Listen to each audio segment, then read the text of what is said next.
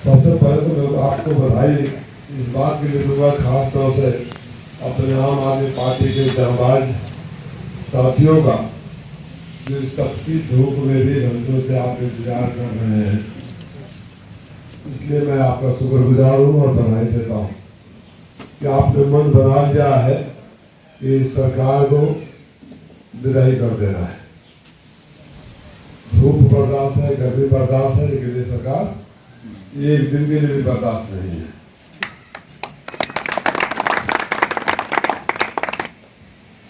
साथियों, सवाल इसका नहीं है कि राजीव राय एमपी बनेंगे या नहीं बनेंगे। सवाल इस बात का है कि नौजवान साथी जो मासूम बच्चे बैठे हैं, इनका भविष्य बचेगा या नहीं बचेगा। इस गांव में ईमानदारी से बता रहा, पिछले 5-6 सालों में किसी को नौकरी लगी है? पुलिस में भर्ती हुआ है कोई? नहीं। फौज में कोई नहीं हुआ ना। 5-6 साल में भर्ती नहीं हुआ, लेकिन 5 साल का बेटा तो काट लिए मोदी जी, काट लिया ना। हाँ, पुलिस वाली भी हुई, लीक हो गया पेपर। 62,000 सर आया था ना इसी करके लीक हुआ। वो भी नहीं लीक हुआ, 13 पेपर लीक हो गए। 13 हो गया और उसके परीक्षा कराने नाम पर करोड़ रुपए की वसूली भी हो गई। बर्बाद कर दी इसने। बताइए, जो हमारे घर के भाई और बेटे को बेरोजगार कर दे, 74 साल में 5 साल के और रोजगार करेगा, देखेगा।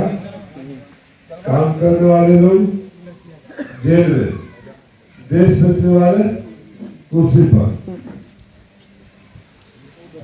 दिल्ली के मुख्यमंत्री अरविंद केजरीवाल जी ने एक रास्ता दिखाया था कि सिविल संसाधनों में भी शिक्षा और स्वास्थ्य, दो खास तौर से मैं इस बात का कायल हूँ, जिस तरह से उन्होंने दिल्ली में शिक्षा और स्वास्थ्य की नीतियाँ लागू करी कि सब स्वस्थ रहे, सब शिक्षित रहे।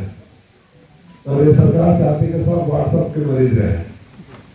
व्हाट्सएप यूनिवर्सिटी का सुबह सुबह मैसेज आ जाएगा, भाई जिसको अपने बाप दादा के खानदान के बारे में पता नहीं रहेगा, वो गांधी को गाली देने लगेगा, गोडसे को मान बताने लगेगा। क्यों नहीं?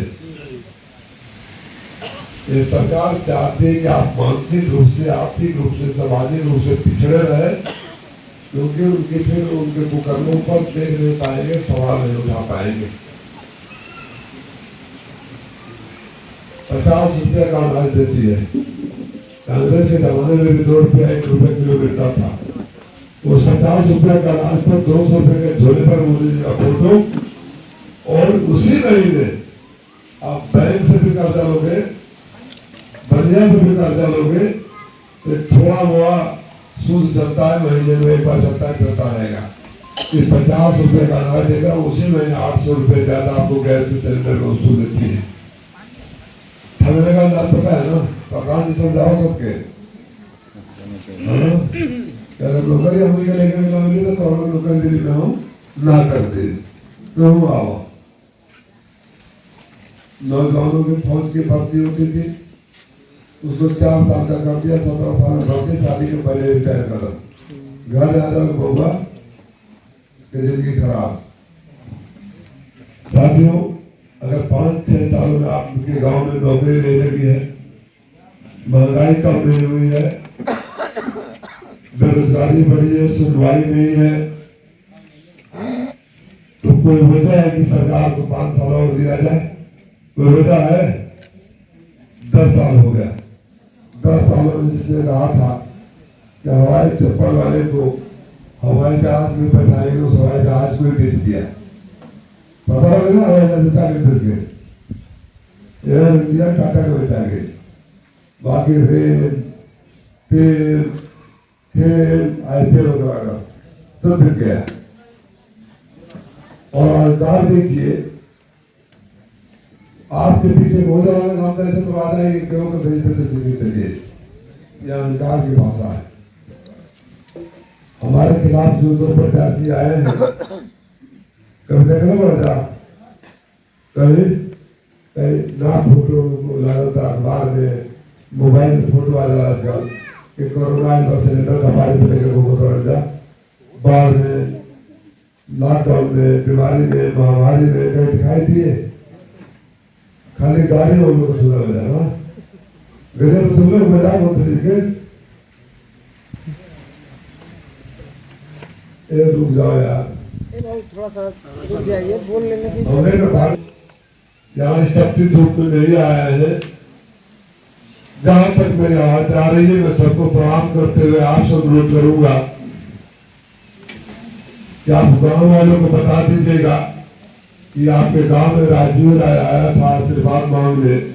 वही राजीव राय जो 14 में चुनाव लड़ा, हार गया, जो आपको छोड़कर गया, मैं पार्टी छोड़ गया, लगातार यहाँ बना रहा। कुछ भी घटना दुर्घटना हुई, आपका बेटा भाई बनकर खड़ा रहा और आपका खड़ा रहा। बता देना कि वही राजीव राय आए थे जब कोरोना में सारे नेता अपने घरों में दुबके पड़े थे, तो उनको अनाज दवाइयां बंटवा रहे थे, अस्पतालों में भर्ती करा रहे थे।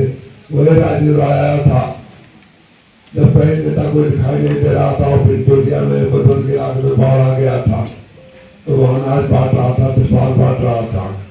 और वही राजीव राय आया था कि उसी कोरोना काल के लॉकडाउन में जब देवनाथ राजभर के समाज के बच्चे विदेशों में फंसे थे और माननीय मंत्री थे, उस समय भी मंत्री थे, पता लगा दुर्गेश राजभर फैजाबाद गांव का सारा, उसके साथ 14 बच्चे। एक दिन मुझे फोन आया, बार बार विदेश से फोन आ रहा था, व्हाट्सएप पर मैंने उठाया तो देखा कि एक लड़का उधर से रो रहा है, सर मैं आपके घोसी लोकसभा का कसारा गांव का दुर्गेश राजभर बोल रहा हूँ। उनको एजेंट मलेशिया भेजा था नौकरी के लिए और यहाँ कर हमको भेज दिया एक चाइनीज कंपनी में, और पासपोर्ट भी छीन गया। हम भागने की कोशिश करते तो मुकाबते हैं, पीटते हैं, तनख्वाह भी दे देते हैं। लंबी कहानी है। उन्होंने माननीय मंत्री ओमप्रकाश राजभर जी, अनिल राजभर जी सहित तमाम लोगों को वोट किया, किसी ने उनकी मदद नहीं की। तब किसी ने कहा कि राजीव राय से सौंपा समझ जा उन राजभर बच्चों को मैं भारत सरकार से भी गुहार लगा, किसी ने मदद नहीं की, तो अपने एक दोस्त के माध्यम से वहां से भगाकर एयरपोर्ट लाया, एम्बेसी में रखा, कागज तैयार करवाया और अपने पैसे से सबको घर पे पहुंचाया। वहाँ मैं आपको समाज के लिए बोल रहा हूँ, आप तो गायक है ना, बाबूलाल राजभर, फर्जी बातें नहीं। गांव का नाम बड़ा गांव, मजदूर थे, कोरोना काल था, ईट भट्टे पर काम करते थे, सुबह सोच के लगे, वही हार्ट अटैक हो गया। कफन तक के पैसे नहीं। मैं बाहर था, खबर आया, मुन्ना यादव, देवनाथ यादव को भेजकर अंतिम संस्कार करवाया। उसी कोरोना काल में आया, छह बेटियां, एक बेटा, उस परिवार पर क्या गुजरेगा, छोटा सा बच्चा। सबको गोद ले लिया हूँ। अगर आज मेरे बच्चे की होली दिवाली बनती है तो बाबूलाल राजभर के बच्चे की भी बनती है। और देश राजभर निकला तो कुचिया नहीं जाता। और देश राजभर गाँव टंगुड़िया घोषित विधानसभा। एक दिन मुझे फोन आया, धीरज राजभर का भैया एक हमारे रिश्तेदारी का लड़का है, अफ्रीका में नौकरी करने गया था। अभी एक लेटर आया कि मर गया, एक महीना पहले से पते नहीं। अफ्रीका तो बहुत बड़ा कंटिनेंट है, देश का नाम बताओ। उन लोगों को देश का नाम भी नहीं पता था, वो खा लिया जाने का अफ्रीका में मर गई वहां। अब मेरी बड़ों कागज पत्र तो हुई, कागज पत्र आज तक देश के नाम तो बुर्किना फासो, दुनिया का सबसे दूसरा गरीब देश। बताओ, उनके प्रधानमंत्री जी कारण डंका बजा, विश्व गुरु हो गई जाए। हमने का नौजवान के दुनिया में दूसरा सबसे गरीब देश में जाना पड़े नौकरी के, तो हमारी दशा क्या है। एक महीना बाद उसकी बॉडी वहां से लेकर उसके घर वालों को आया, अपने खर्चे से बॉडी बनाया और 10 लाख रुपए के मदद किया। कहने लिया जो लोग चुनाव में नजर आते हैं, आपको ठगने का काम करते हैं, जाति बताकर। बीमारी जात पूछ कर नहीं आती, मुसीबत जात पूछ कर नहीं आती। और अगर इस मुसीबतों में कहीं कोई नजर नहीं आया है तो आदत हुए हमारे जो मुसीबत में खड़ा रहा भाई बाप सके मेरे वाला भाई वाला हो लगाए भाई लगा कर लगा जो लोग परिवार के मुसीबत में घर छोड़ के भाग जाए, तो घर में लाइट में जरा